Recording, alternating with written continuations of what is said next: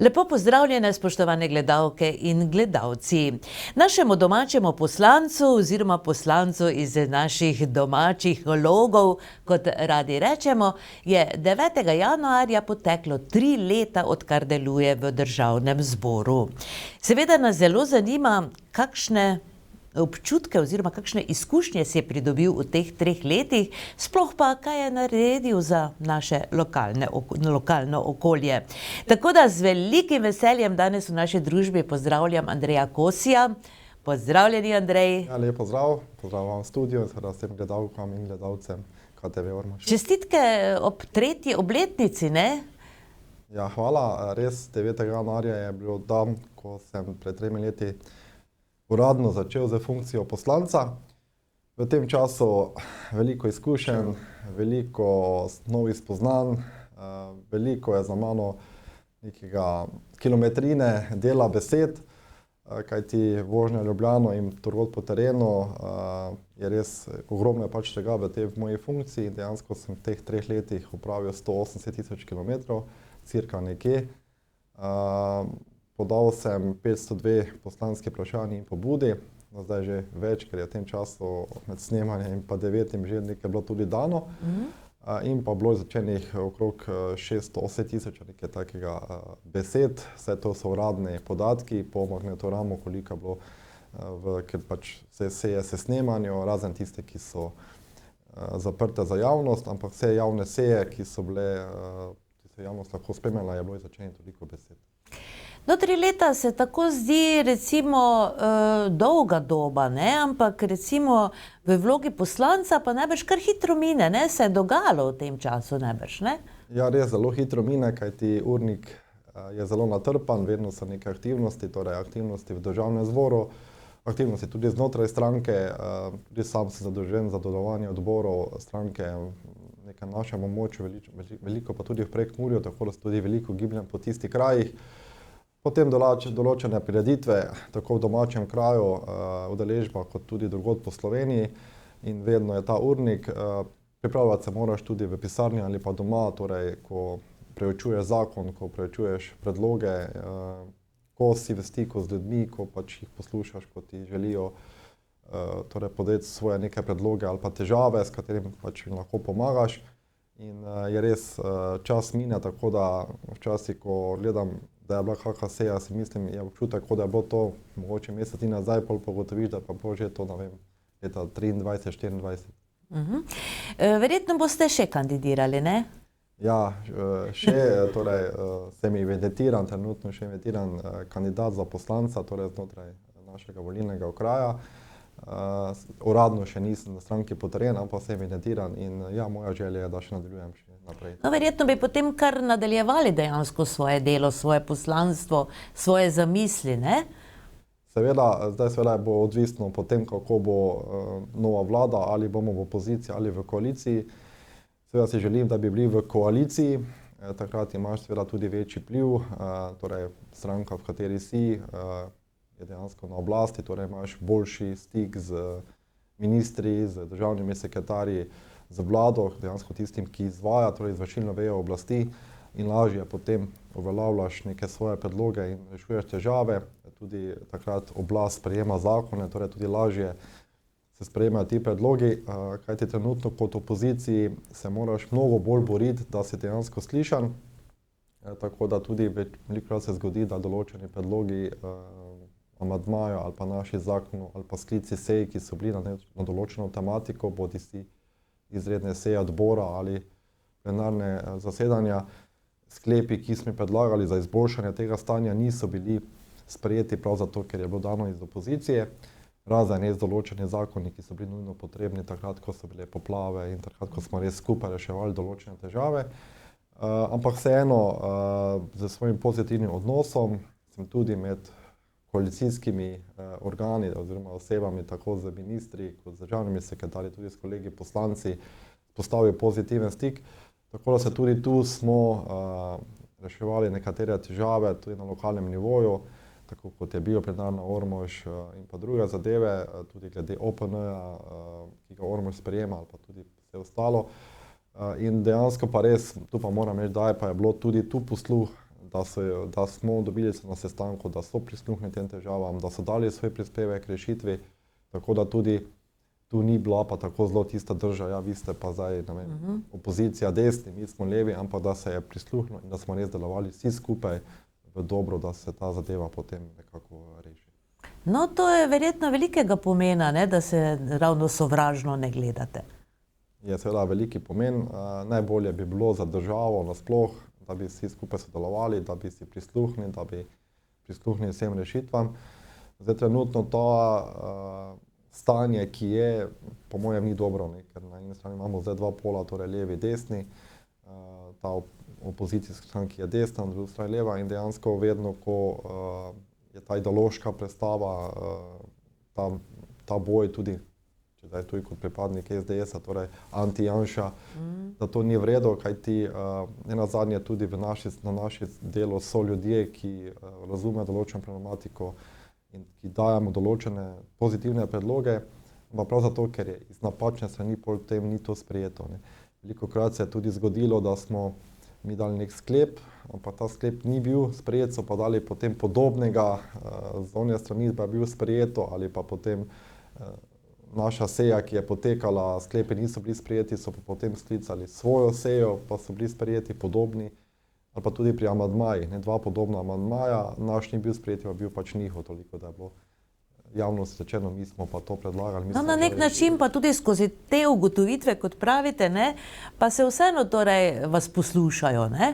Na nek način vas pozicija oziroma koalicija posluša. Ja, se posluša, seveda se dejansko, tudi moje razprave nikoli niso bile na neko osebno raven žaljive, ampak večinoma vedno se držim tega, da je to tematika, o kateri govorim, in pa da to podkrepljeno res z nekimi dokazi, bodisi z medijskimi objavami, karkoli drugega, da dejansko res ne govorim nekaj na pamet, čeprav določeni komentarji, ko to objavim na Facebooku, niso primerni, ampak jaz menim, da tisti, ki mogoče pišejo žaljive komentarje, pač nimajo argumenta, da bi ti na temu nasprotovali in potem z takimi zadevami. Ja, vedno pa se najde nekdo, ne, ki mora nekaj zašimfati.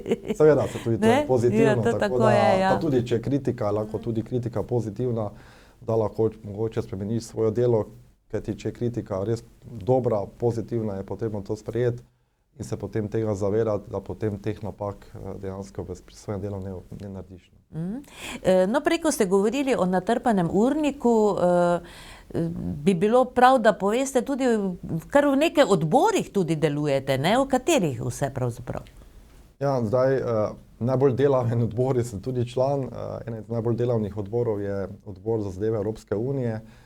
To je odbor, kjer zaseda skoraj vsaki petek, kajti ta odboru vsa stališča vlade, ki so podana torej na zasedanju organov Evropske unije, jih mi obravnavamo in tudi tam sprejmemo. Torej vse, kar vlada na vseh sejah na inštitucijah Evropske unije predlaga, mora biti prej sprejeto v parlamentu, torej v našem odboru. Tako da smo že imeli preko 130 izrednih oziroma rednih sej plus nujne seje. Tudi sem podpredsednik odbora za zadeve zunanje politike. Tudi ta odbor je zelo aktiven, zelo veliko sej, preko 100 sej je bilo. Je res, da so tudi te seje velikokrat skupne, tako z obeh odborov, kajti gre za skupno temo zunanje politike. Tudi zelo aktiven odbor je odbor za notranje zadeve, javno upravo in lokalno samoupravo. Tu se nekje tudi najbolj najdem, predvsem, ker je tu delovanje inštitucij, torej javne uprave, policije in tako naprej. Potem se tudi v odboru za gospodarstvo. Moram reči, da ta odbor je ena izmed bolj konstruktivnih odborov, zelo dobro sodelovanje tudi s koalicijo in z ministrstvom.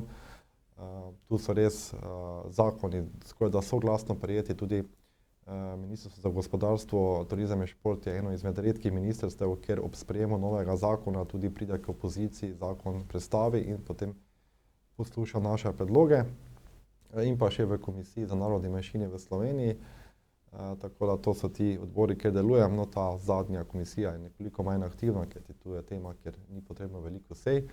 Tako da ja, so vedno seje, ni tedna, ko pač teh sej ni, plus potem še izredne seje državnega zbora in pa redne.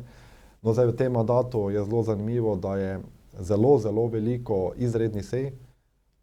Bilo je že preko 120 izrednih sej v tem mandatu, plus redne, ki so vsaki mesec, razen mesec avgusta, ko so parlamentarne počitnice, in pa februarja, ker so potem v mesecu marcu dve, torej ta februarska in marčevska zaradi teh zimskih počitnic.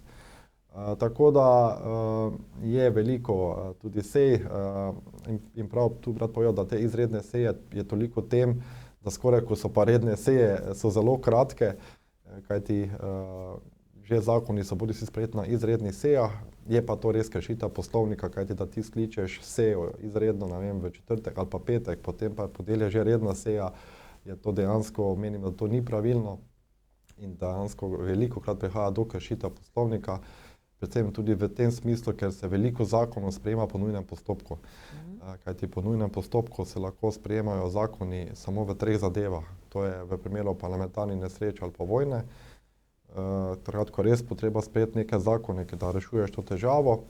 Takrat, ko je nekaj pač potrebno zares za nemoteno delovanje države, ko je res potrebno nujno sprejeti, da se odpravijo morebitne kakršnekoli posledice za delovanje države in pa seveda, tako se že pripravlja vojna, tako da sprejemanje nekih zakonov z izgovorom, da je to nujno potrebno za delovanje države, pa nepopravljive posledice delovanja države, je zgolj samo kot nek argument, kjer se potem te seje sklicujejo. Seje so se sklicevale tudi zjutraj na zvečer in res v tem mandatu je neki poslovnik, neka parlamentarna praksa izvenela, je kršena, tako da... No, zakaj mislite, da je to tako? Recimo, je to... Jaz menim, da je to zato, ker s tem poskuša koalicija uveljavljati svojo oblast, svojo moč. Imajo moč, veliko je letos, mislim, oziroma v tem mandatu je koalicija zelo močna, 54 poslancev. Tako da in s tem uveljavljajo svojo moč, da pač pokazuje, mogoče tudi včasih nagajanje, ampak mi se pač tudi pri teh sejah ne damo, se borimo. Je pa res, da smo pa pri določenih sejah tudi obstruirali, kajti nekako s tem smo protestirali proti tem neustreznim sklicevanjem sej. In tako da včasih tudi rečejo, saj sploh na seji niste bili, ampak pač menimo, da to ni primerno in takrat se teh seja ne udeležimo.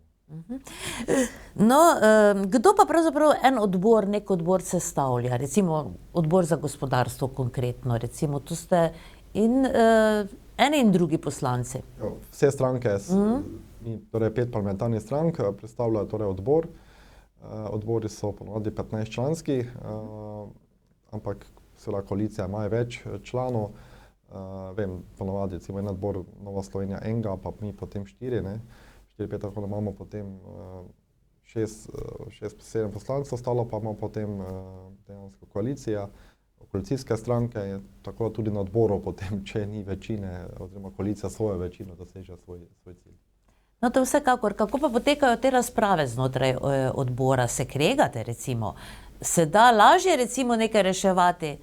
Zdaj pri odboru je lažje razpravljati, ker nisi omejen.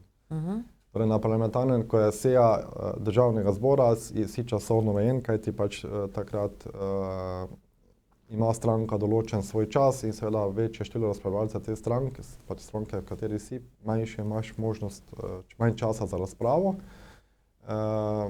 Pri odborih pa lahko razpravljaš neomejeno, torej 1 uro, 2, 3, tudi večkrat. Lahko najaviš svojo razpravo, tako da so ponovadi te seje odborov bolj zanimive, bolj se kreganje glih mogoče ni. Je pa res, da si pač izražamo nasprotna stališča, sicer vpijemo pa tako ne, ampak je pa včasih zelo zanimivo, ne, ker velikokrat ali pa včasih se zgodi, da malo celo o temi, ki razpravljamo, zaide, kajti pač nekdo nekaj reče, malo tudi neke druge strani in potem se osredotočimo že na tisto stvar, tako da velikokrat zaide malo v neko drugo smer. Tako da ja, so te seje bolj zanimive, bolj dinamične. Tudi na sejih odborah je prisotni, so tudi gostje, ki so povabljeni, torej predstavniki ministrstva in tudi drugih inštitucij, ki jih potem povabimo na pobudo torej strank in tudi takrat lahko bolj prisluhnemo tudi tistim temam. Čeprav gostje ponavadi imajo samo začetno besedo, ki je omejena nekje na cirka 5 minut, potem pa več ne smejo razpravljati s poslanci in tako naprej, kar je mogoče po eni strani v redu, po drugi strani pa je bilo mogoče tudi kasneje slišati njihove stališče. Je pa seveda odvisno od predsednika, ki vodi odbor, kaj ti določeni potem tudi pustijo še na koncu, da pač tudi gostje lahko povedo nekaj besed še na koncu. Zanimivo, ne, najbrž? Ja, zanimivo. No in kolikokrat pa je obveljala vaša, recimo, kakšen predlog opozicije, ne, vam prisluhnejo torej? Pravite, včasih vam kakšno stvar tudi vzamejo? Se zgodi, da prisluhnejo.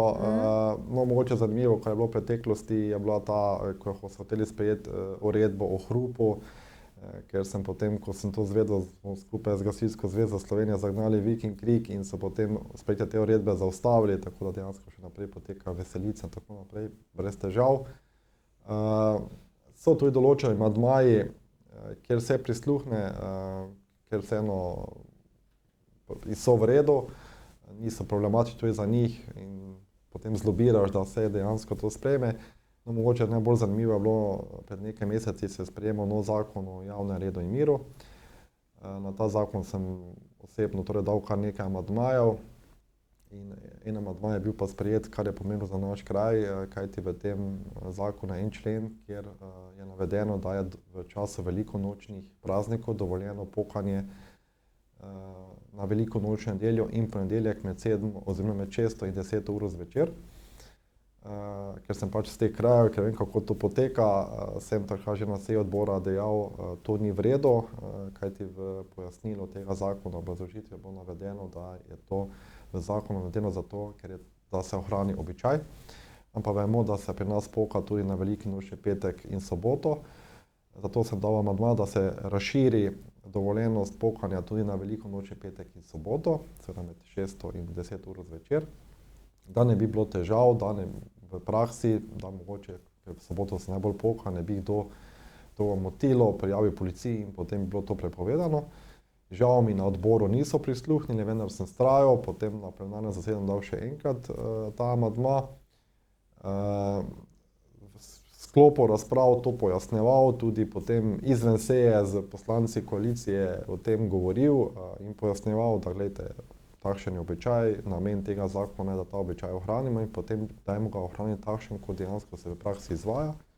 Zdaj vseeno, ali to dovolimo 2 ali 3 ali 4 dni, no in so prisluhnili, ta amandma sprejeli, tako da po novem že letos se lahko na veliko nočni petek, soboto, nedeljo in ponedeljek poka med 6 in 10 uro skozi dan, brez kakršnihkoli težav, da bi vas lahko kdo prijavil policiji, bi plačali kazen, ker s tem motite javni red in mir.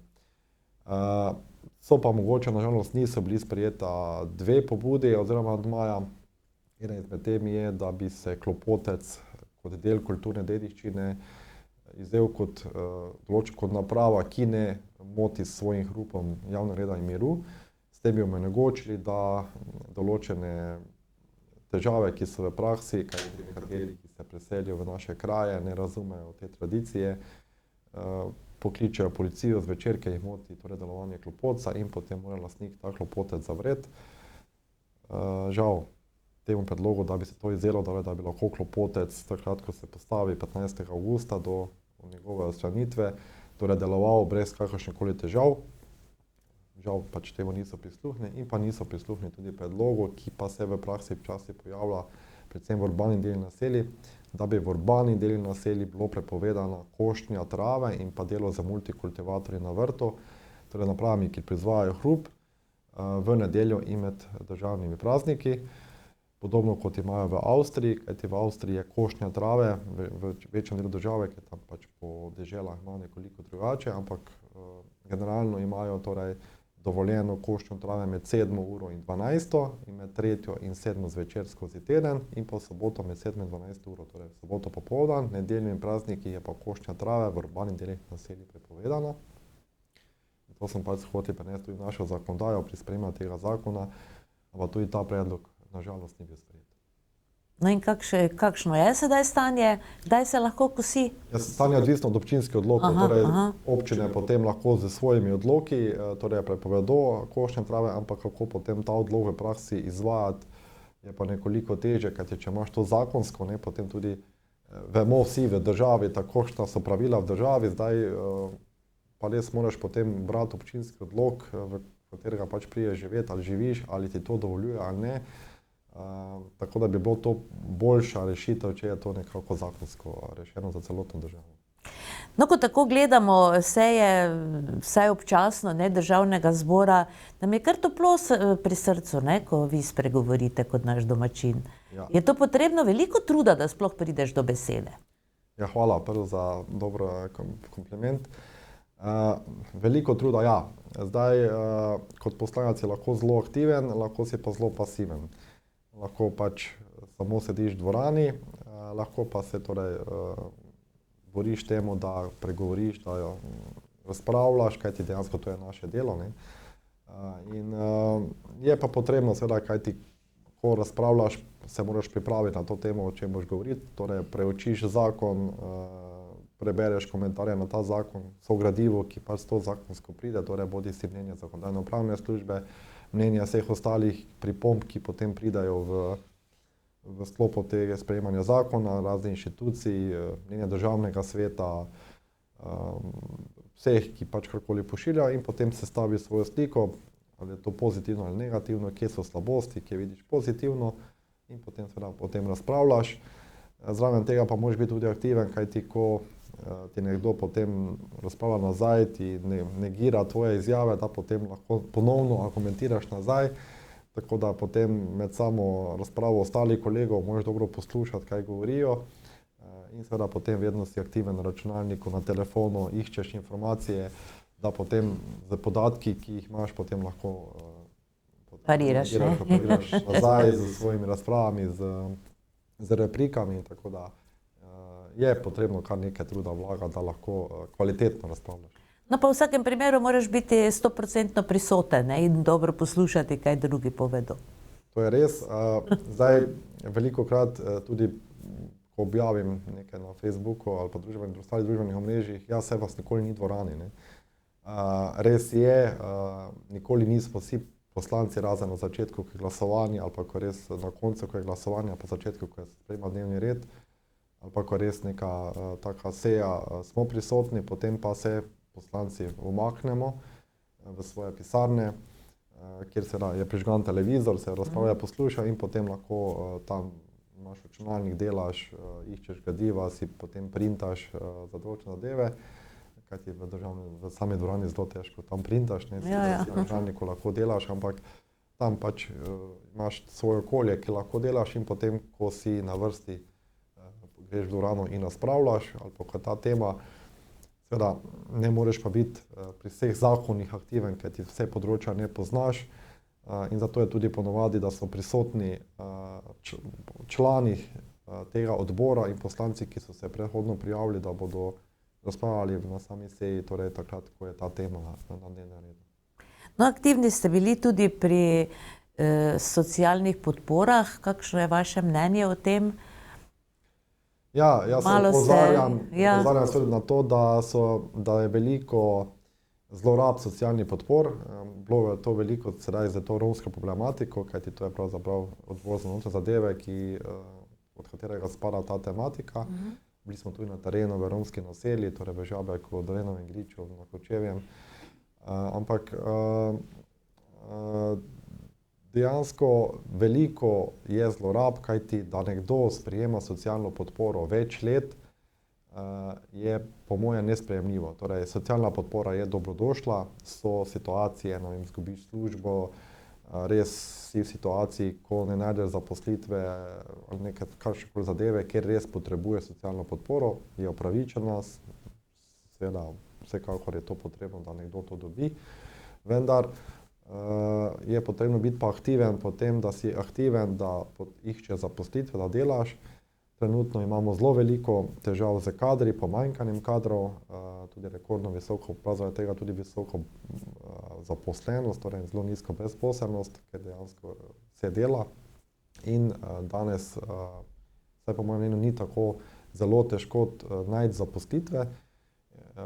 In če si aktiven, lahko najdeš zaposlitve, lahko delaš, se zaposliš in torej dobiš svoj denar.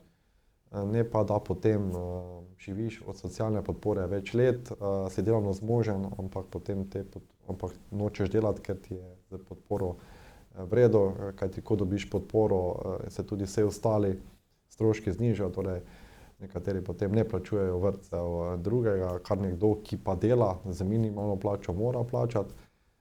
Podpora je pa razlika med tisti, ki pa dela z minimalno plačo, pa višino podpore je pa minimalna.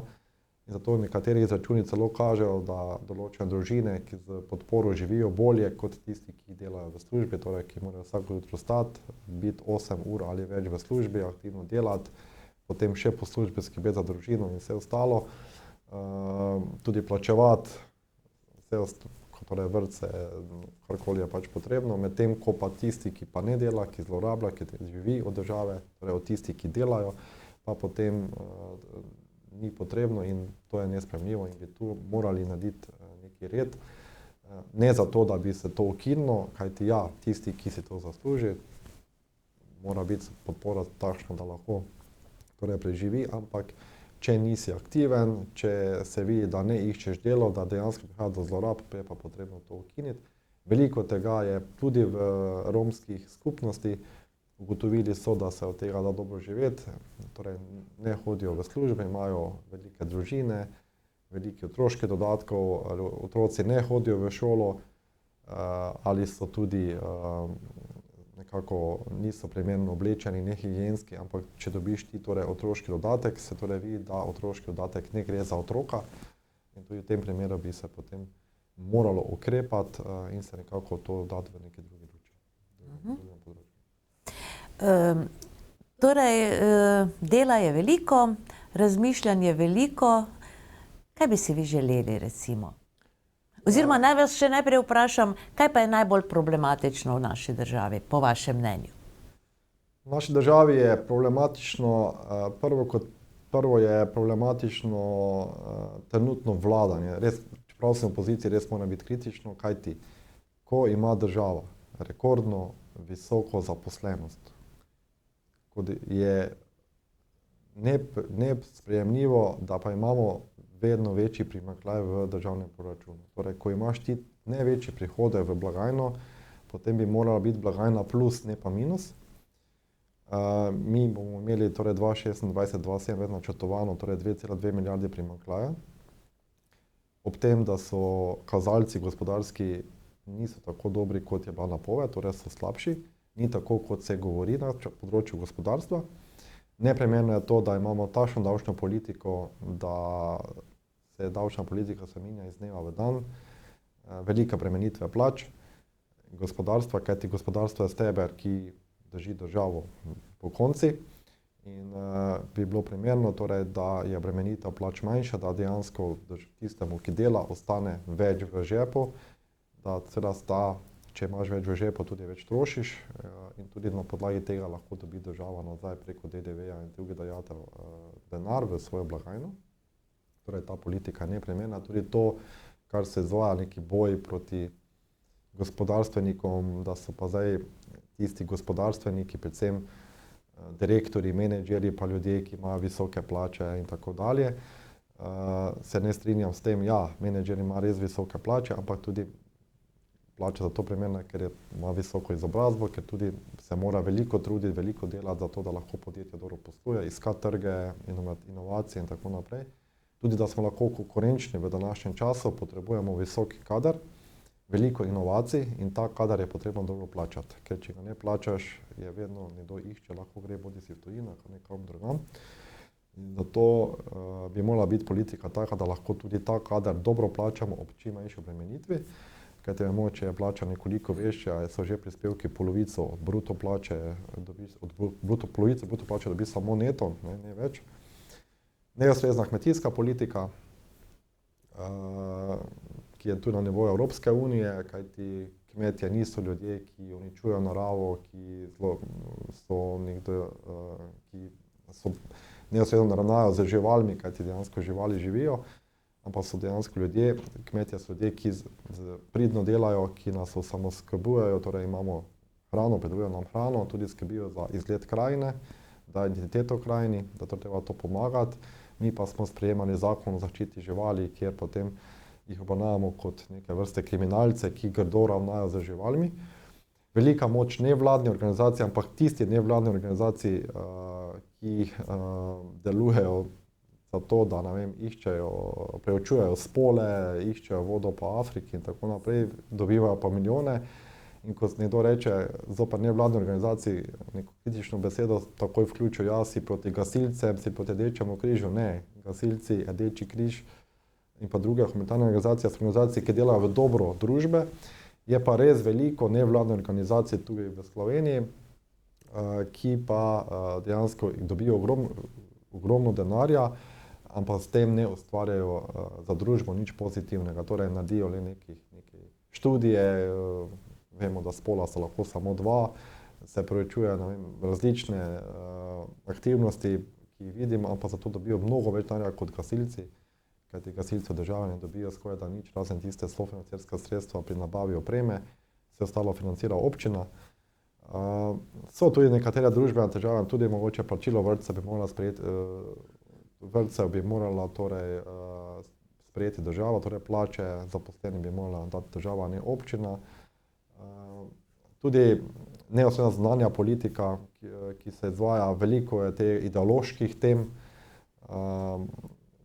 tudi se vedno še kdo je nekdo fašist, nekdo komunist, tako naprej, tudi tu bi morali enkrat to ločnico presekati.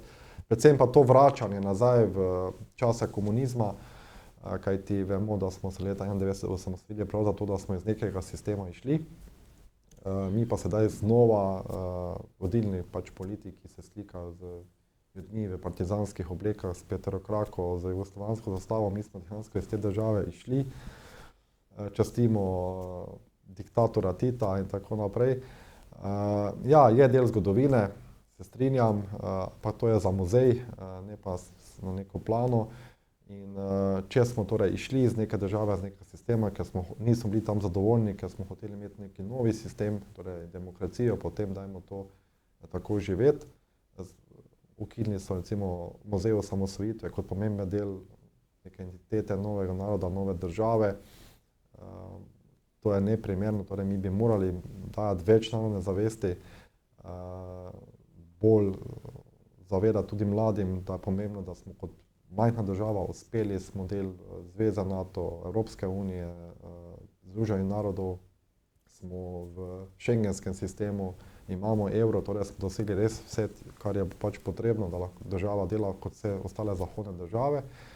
Ampak žal ta ideologija ni ustrezna, ne samo v Sloveniji, tudi v Evropski uniji, kot član odbora lahko to povem, kajti Evropska unija je zašla svojo ideologijo, kar se tela vidi na gospodarskem področju, torej prihiteva nas Kitajska na eni strani, Amerika na drugi strani, ni inovacij, veliko smo odvisni surovin od drugih, ta zeleni prehod uničuje avtomobilsko industrijo kot steber, tudi kmetijstvo, tudi sedaj ta podpis z Mercosurom, na eni strani veliko predpisov, birokracije za kmetovalce v Evropski uniji, pripeljali bomo pa hrano nekvalitetnega, ker je uporabljeno veliko fitofarmacevtskih sredstev, kjer se za predelavo uničuje naravo bolj kot v Evropi. Tudi v Sloveniji, Slovenija je zelena država, lahko pijemo vodo iz pipe in tako naprej, torej narave nismo uničili. Mi pa tu govorimo, kako moramo ukrepati, da bomo spremenili torej odnos države, imeli vpliv proti podnebnim spremembam. Evropa je 0,5 milijarde ljudi, Kitajce je več kot milijarda, Indije še bolj. In da bi 0,5 milijarde ljudi lahko ukrepala, pa Slovenija 2 milijona, da bomo spremenili podnebje v svetu, je nemožno. Torej ta politika razogljičenja po mojem ni ustrezna. Te ideologije iskanja spolov, da je več kot 120 spolov, je tudi neustrezno in tudi vse ostale woke ideologije ne sodijo v družbo. Mi se moramo osredotočiti najprej na izobraževanje, na iskanje identitete, torej da ohranjamo to identiteto, svojo kulturo, svojo vero, tudi to, kar je veliki vpliv drugih narodov, ki prihajajo v našo državo. preko migracij, tudi ilegalnih migracij, je neustrezen, kar se pač seveda že pojavlja v določenih državah, že imajo težave in to za prihodnost Evropske unije, tudi Slovenije, ni dobro. To pomeni, da bo še kar dela, ne? Posebej, če bi slučajno se zgodilo, da torej pridete na vlado, ne? Ja, bo kar dela, seveda. No, povejte nam raje, kakšne so vaše želje, recimo v tej smeri, kar se tiče politike in bodočnosti Slovenije. Recimo, kaj bi vi, če bi imeli možnost, spremenili? Recimo, glede na sedanjo vlado, na sedanje zakone, davke, končno. Ja, zdaj, kot poslanec nimaš toliko vpliva, ko nekdo misli, pač si ena izmed 90. No, ampak recimo, če bi bili koalicija. Lahko pa seveda, če si glasen, si tudi poslušen, oziroma se te vedno nekaj sliši, lahko bolj opozarjaš. Seveda spremenil bi najprej, je potrebno, tako kot sem že povedal, spremeniti davčno politiko, torej manj obremenitev plač, manj obremenitev gospodarstva, s tem večji neto, spodbujanje dela, večja konkurenčnost, kajti mnogo podjetij torej že seli svoje sedeže na Hrvaško. Hrvaška bo nas začela prehitevati drastično, kajti se bolj razvija kot recimo mi, bolje tudi deluje. Pridobivanje evropskih sredstev, tudi tu smo zaostali, da lahko več investiramo v infrastrukturo in vse ostalo. Seveda je pomembna tudi reforma zdravstva, tu imamo zelo velike težave, ne odganjamo zdravnike iz javnih zavodov, s tem, da kao rešujemo javne zavode, ampak zdravniki prav zaradi tega odhajajo v privat sektorje, ker imajo tam boljše plače, boljše pogoje. Mi pa seveda, če potrebujemo zdravnike, ne delajo koliko hočejo, ne pa da imamo neki boj proti dvoživkam kot nekaj ljudi, ki so nekaj neustrezni za našo družbo. Tudi to je potrebno urediti, kot smo že prej imeli na temo, torej tudi sociale je potrebno urediti, spodbuditi kmetijstvo. Danes je kmetij vedno manj, vedno bolj se pušča kmetovanje, mladi ne vidijo perspektive v kmetijstvu. Veliko denarja, ki je namenjeno za prevzemnike mladih kmetij, ostaja, ker mladi ne prevzemajo kmetij. Torej spodbujati kmetijstvo in pomagati tudi bodisi z denarjem, bodisi z uporabo nekaterih fitofarmacevtskih sredstev, ki smo jih prepovedali, tako kot recimo boj proti rumenici. Nam celo grozi, da bomo izpadli kot vinorodna dežela, imamo 12.000 kvadratnih kilometrov, oziroma hektarjev, torej vinorodnih območij, 10.000 pa meja, ne, torej smo že vrimo proti temu. Tako da tudi to je potrebno spodbujati. Je veliko še tudi vseh ostalih tem. Imamo problem kadrovskih težav, tudi recimo policija in vseh ostalih. Tudi tu je velik težava, predvsem pa demografija. Vedno manj rojstev, torej spodbujati demografske neke ugodnosti, da mladi se bodo odločili za družino, da bodo imeli tudi lahko več otrok. To je tudi rešitev stanovanjske problematike, torej ne samo z gradnjo nekih socialnih stanovanj, najemniških v mestih, ampak da lahko nekdo mladim pomagati, da bodisi pride do ugodnega kredita, da bo lahko zgradil tudi svoj dom nekje na podeželju, da bo lahko, ne bo imel težav potem, ali bo lahko šel otrok v vrtec, ali bo lahko plačal vrtec ali ne, torej tudi tu, da bo neka primerna cena. Seveda pa spodbuja, da bodo res imeli otroke, da bodo radi živeli v Sloveniji, tudi na podeželju in s tem nekako spoditi, da bomo povečali število rojstev in pa ohranjali naš narod, reševati to ideološka vprašanja, ukiniti in pa dejansko reševati to, kar se družbeno trenutno problematike tiče. Torej, dela bo, ne? Dela je veliko, ja. Dela bo. Zdaj, 22. marca bodo državnozborske volitve, takrat bodo se ljudje odločili tako, kot se bodo odločili. In vse bo potem odvisno, kako bo potekalo vse po volitvah, kdo bo dobil največ glasov, kdo ne bo dobil, kako bo možno sestaviti to vladajočo koalicijo. Veliko bo potem še dogovarjanj in tako naprej. Jaz upam, da bo se to obrnilo v neko pravo smer.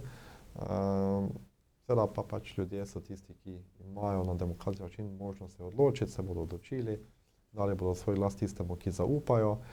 Zdaj, če je ta vlada delala dobro za njih, se bodo odločili za to smer, če ne, bodo za drugo, ampak vse je pač odvisno od tega, kako se bodo na volilno nedeljo 22. marca odločili. Tako, naj bo to za zaključek, bomo videli, kaj se bo zgodilo, upajmo na najboljše, ne? Upamo vsi, ne? Tudi vam želimo seveda uspešno kariero v politiki, če se lahko tako izrazim. Veliko ste med ljudmi, ne? Tako da verjetno slišite to in ono, ne? Ja, veliko se mi zdi, kaj ti prav, to je pomembno, da dobiš informacije, kaj se na terenu dogaja. Moram reči, da res veliko ljudi mi tudi piše preko družabnih omrežij ali pošlje maile, karkoli, kaj ti nekako so zaznali to, da se res aktivno ukvarjam z to problematiko in res veliko ljudi piše, seveda vsakemu prisluhnem, skušam rešiti, seveda imamo omejitve, lahko rešim neko rešitev ali da pač naše strokovne službe kaj preučijo, ali da dam poslansko pobudo ali pa vprašanje na to tematiko, pa potem dobim odgovor od ministrstva, kaj dejansko se bo na tem reševalo ali se je že reševalo, kakšne so rešitve. Da ljudje potem ugotovijo, kje smo na državnem nivoju. Velikokrat so takšne težave, ki se ne dajo rešiti, ampak nimaš pa res, meni je zelo hudo včasih, ker res nimaš neke moči, da bi lahko to zadevo rešil, ker nekdo ima neko težavo, ker pa poslanec nima vpliva. Nima vpliva na neko sodno vejo, kaj se na sodišču dogaja, nima vpliva tudi na vlado, ampak lahko pa torej to težavo izpostavim, mogoče damo kakšen amandma na kakšen zakon, ki se sprejema, da lahko to težavo nekako rešimo, ali pa z poslanskim vprašanjem to res poveš vladajočim, gledajte, tu so težave. No, vsaj oglasiš se, ne? To je dobro. To je dobro. Vedno se oglasim, vedno prisluhnem, se pogovorim z njimi, vedno odpišem nazaj. No, mislim, važno je, da se poslanec oglasi, ne? Seveda, to je dela, to je funkcija, delamo za ljudmi, moramo prisluhniti, zato je pa tudi pomembno, da si veliko na terenu, da si veliko v družbi, da dejansko lahko poslušaš, torej dejansko ugotovi stanje na terenu, kaj se dogaja. No, večina jih najbrž ve, da malo za zaključek en takšen, ne? Večina jih verjetno ve, da ste tudi aktiven gasilec. V minulih dneh ste tudi doživeli eno povišanje, ne? Sedaj je možnost, da se malo pohvalite. Ja, gasilec sem ostal še vedno, to je v srcu, to politika ne more vplivati na zdaj. Čeprav pravijo, da pač gasilec pa politika naredita skupaj, ampak to gasilstvo sem imel odprej, pač takrat še sanjalo ni, da bom kdajkoli politik, ampak tudi kot politik, če deluješ prostovoljno, nimaš nekega političnega vpliva na delovanje gasilstva, društva, in mislim, da to nič ni narobe, če politik kot poslanec, kdorkoli tudi aktiven član v nekem društvu, prav je, da ja, dobil sem torej priznanje Gasilske zveze prve stopnje za svoje delo, ki sem ga opravljal zdaj že 36 let kot prostovoljni gasilec, kar mi je seveda veliko čast, kajti to je edino plačilo, ki ga prostovoljni gasilci sprejmemo, ampak se pač trudim, res je, da mi je nekoliko mogoče malce hudo, ker več ni toliko časa za gasilstvo, kot ga bilo prej, veliko časa si torej na terenu v Ljubljani, veliko obveznosti, tako da res je manj časa, kot sem imel v preteklosti, ampak še vedno, če je le, priskoči na pomoč. Se mi je že zgodilo, da ko sem šel domov z seje z Ljubljane, sem kar direktno šel v gasilski dom, oblekel gasilsko obleko in šel na intervencijo. Tako da ja, gasilstvo je tisto, ki mi bo ostalo v srcu in brez tega ne gre. Čestitke torej za povišanje, čestitke za vse narejeno v Državnem zboru in uspešno delo še naprej vam želimo. Hvala. Tako, spoštovane gledalke in gledalci, Andrej Kosi je bil z nami, poslanec v Državnem zboru, torej z našega konca. Lepo mu je bilo prisluhniti, tako kot vedno, veliko zanimivega smo slišali. Žal se nam je čas iztekel, čeprav bi še lahko, ne? Marsikaj povedali, vse tisto, kar nas zanima, predvsem nas laike. Hvala za pozornost in bodite z nami tudi čez teden dni. Srečno!